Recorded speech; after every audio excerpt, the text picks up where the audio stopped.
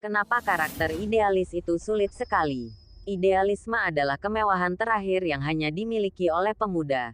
Demikian dikatakan Tan Malaka. Dari sekian banyak manusia di muka bumi, terdapat segelintir orang yang idealis. Mereka adalah orang-orang yang biasanya berpendapat berbeda dengan orang sekitarnya, memiliki konsep diri yang berbeda, hingga cara yang berbeda dalam menanggapi setiap langkah kehidupan. Untuk kalian yang merasakan sebagai sosok idealis, kalian pasti mengecap rasa bangga menjadi berbeda. Sekalipun banyak sekali yang seperti tidak suka maupun mengasingkan. Tapi, itu tidak menjadi masalah kalian dalam melangkah tegak ke depan. Seperti apa yang dikatakan Suhokji, lebih baik diasingkan daripada menyerah pada kemunafikan. 1. Berani berargumen kontras dengan pendapat yang berbeda. Di saat yang lain, mengangguk dengan kebijakan yang ada. Namun tak sedikit yang tidak setuju tapi hanya diam. Atau ada yang malah senang selama itu menguntungkan. Seorang idealis pasti gerah dengan keadaan dan berusaha berargumen, tanpa peduli resiko apa yang akan dihadapi. Lebih menyakitkan lagi ketika kita harus melaksanakan apa yang tidak sesuai atau tidak benar, tetapi hanya bisa diam dan bungkam. 2. Dianggap berbeda bahkan dimusuhi. Seorang idealis akan banyak dibicarakan karena gelagat frontal dan seolah tidak peduli dengan budaya-budaya yang biasa.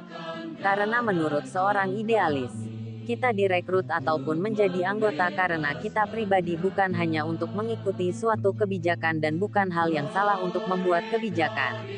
3. Kadang kita merasa kesal, namun tidak ada niat untuk berubah.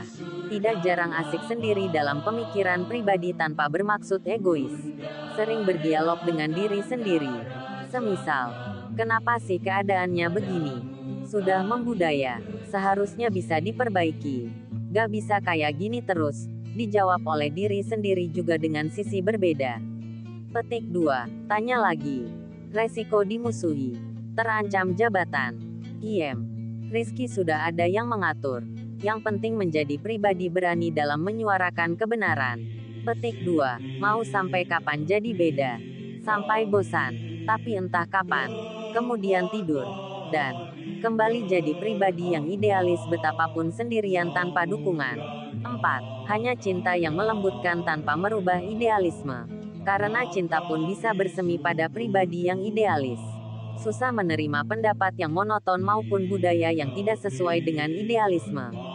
Kita tidak mencari pasangan yang sempurna, namun mencari pasangan yang bisa mengerti dan memberi pengertian dari sudut pandang lain dengan cinta. Kita suka dengan kata cinta, namun kita paham betul bahwa cinta bukan hanya sekedar kata-kata. Hai kamu, jangan takut pada kami. Kami tidak akan membuat kriminal atau masalah dengan sesuatu apalagi berdasarkan cinta. Tapi mohon pahami, kami pribadi yang jujur dan selalu berkata apa adanya. 5. Mereka mengenal kita karena apa yang ada pada kita.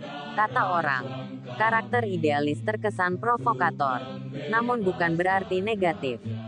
Menjadi diri sendiri yang berbeda dan berani berbeda dalam kebaikan itu adalah hal yang tidak perlu dipermasalahkan.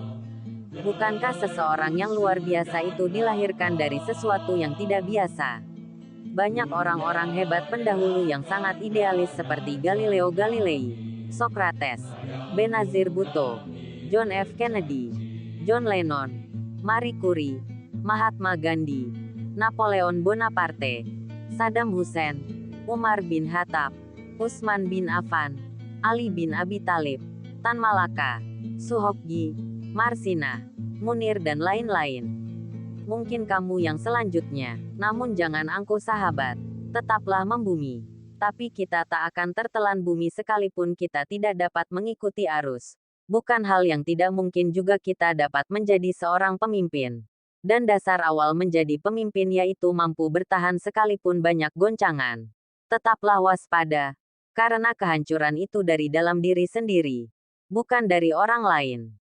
Terima kasih sahabat ngaktivis. Jangan lupa like, share, and subscribe agar kami lebih semangat dalam membahas dunia aktif.